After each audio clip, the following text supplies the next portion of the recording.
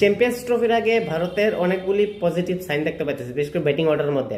Rohit Sharma second ম্যাচের মধ্যে দারুণ একটা 100 করছে, 32তম সেঞ্চুরি। তারপরে বিরাট কোহলি আজকের মধ্যে দারুণ একটা 50 করছে, যদি এত একটা ফ্রি ফ্লুয়েন্ট আসলো না। তারপর শুভমন গিল দারুণ একটা সেঞ্চুরি করছে দেখলাম, যেখানে তার ফার্স্ট টেস্ট 2050 রান করে, অর্থাৎ 2500 রানের মাইলস্টোন সে অ্যাচিভ করছে ফার্স্ট টেস্ট 50 ইনিংসের মধ্যে। তাছাড়া হার্দিক পান্ডিয়া, অক্ষর পটেল এবং শ্রেয়াস আইয়ার, যে ইন্ডিয়ার মিডল অর্ডার ব্যাকবোন আমরা করতে পারি, খুব দারুণ ব্যাটিং করতে পারতেছে। অর্থাৎ ফার্স্ট খুবই ভালো খেলতেছে। এজ এ রেজাল্ট আমরা কইতে পারি চ্যাম্পিয়ন্স ট্রফির মধ্যে কিন্তু ভারতের ব্যাটিং লাইন যে আমরা 2023 ওয়ার্ল্ড কাপে দেখছি যেরকম স্ট্রং আছিল, ঠিক সেই ব্যাটিং লাইনে কিন্তু আমরা আবার দেখতে পাবো। হোপফুলি তারা যদি এরকম ফর্ম কন্টিনিউ রাখে তাহলে কিন্তু ভারত ডেফিনেটলি চ্যাম্পিয়ন্স ট্রফি জিততে পারবো।